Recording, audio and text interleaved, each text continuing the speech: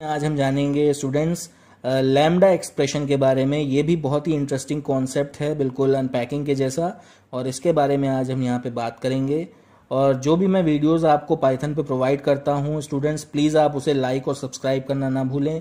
ये आपके लिए बहुत ही फ्रूटफुल वीडियोज़ हैं, आपके एग्ज़ाम में भी आपकी हेल्प करेंगी, आपकी पढ़ाई में पूरी मदद करेंगी।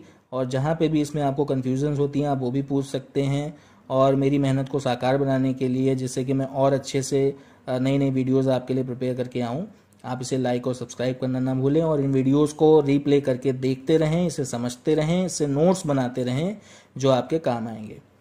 आइए देखते हैं लैम्डा एक्सप्रेशंस के बारे में।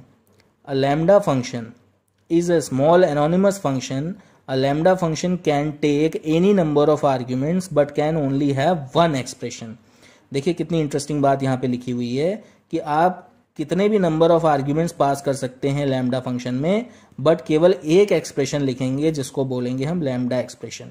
ठीक है, एग्जाम्पल के थ्रू आप इसको समझिए तो और इंटरेस्टिंग लगेगा ये। देखिए यहाँ पे हमने एक लैम्डा एक्सप्रेशन डिफाइन किया है, this is x is equals to lambda. ये एक लैम्डा कीवर्ड है जो यूज करना मस्ट है। फिर उसके बाद आप एक एक्सप्रेशन लिख सकते हैं। इस लैम्डा कीवर्ड के साथ आप क्या डिफाइन करेंगे, वो वेरिएबल जो उस पूरे एक्सप्रेशन में आप इस्तेमाल करने वाले हैं, उस वेरिएबल की लिस्ट आप यहाँ पे देते हैं। यहाँ पे इस एक्सप्रेशन में हमने सिर्फ एक वेरिएबल यूज किया है, दूसरा कांस्टेंट है, तो हमने यहाँ पे वो वेरिएबल मेंशन किया। फिर उसके बाद कोलन के साथ हमने एक्सप्रेशन दे दिया। फिर उसके बाद हमने क्या किया, उस पर्टिकुलर x को एज अ फंक्शन यूज किया और उसमें पैरामीटर पास कर दिया उस वेरिएबल के लिए जिसे हम लैम्डा एक्सप्रेशन में यूज करने वाले हैं।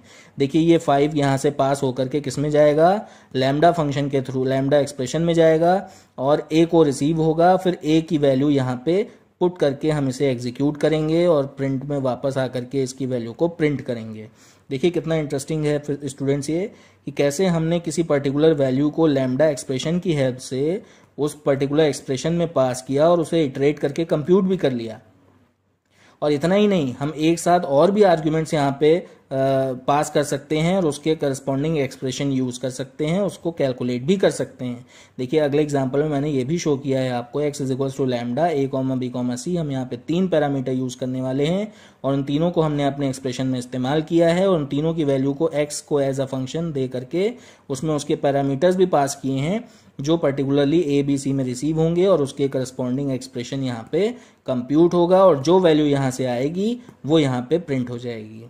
देखिए यहाँ पे 5, 6 और 2 ABC में पास किया और उसका एडिशन आएगा 13। ठीक है, अब देखिए use of lambda functions. Lambda functions are used as an anonymous function inside another function. इसको हम किसी दूसरे फंक्शन में भी इस्तेमाल कर सकते हैं। बहुत ही इंटरेस्टिंग चीज़ है ये।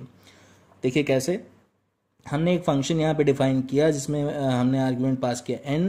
अब हम रिटर्न करेंगे लैम्डा एक्सप्रेशन। लैम्डा एक्सप्रेशन में हमने जो है 2 पैरामीटर हमें ज़रूरत पड़ेगी। एक पैरामीटर हमें इस फंक्शन से मिल जाएगा और एक हमने लैम्डा एक्सप्रेशन में डिफाइन किया हुआ है। ठीक है, अब इसको वैल्यू हम देंगे सेम वैसे ही जैसे अभी तक हम पास करते आए हैं। ठीक है, तो हमने अपना लैम्डा एक्सप्रेशन लिख दिया है। ठीक है, जिसमें एक वेरिएबल की वैल्यू अभी हमें रिक्वायर्ड है, एक हमें फंक्शन से मिल जाएगी। देखिए कैसे रिसीव होगी उसमें वैल्यू, एक हमने नया वेरिएबल लिया, उसमें हमने फंक्शन को वैल्यू पास कर दी जो हमारे n वेरिएबल में चली जाएगी।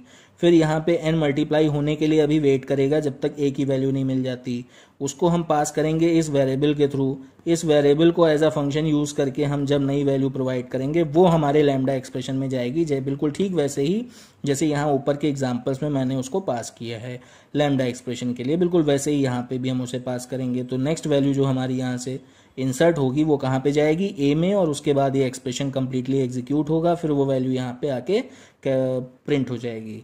ठीक है, तो इस तरीके से आप ये समझ सकते हैं कि how to use lambda functions inside another function. तो देखिए कितनी इंटरेस्टिंग चीज़ें मैं आपको पाइथन में बता रहा हूँ, ये सब आपके सिलेबस में भी हैं और आपको सीखने के लिए बहुत ज़रूरी हैं। ठीक है, तो इसको मद्देनज़र रखते हुए आप इसे पूरी वीडियो को ध्यान से देखिए, सारी चीज़ों को ध्यान से समझिए, नोट्स बनाइए, जहाँ पे आपको दिक्कत हो दोबारा पूछिए और उसके बाद इस वीडियो को लाइक और सब्सक्राइब करना बिल्कुल मत भूलिए। Thank you students.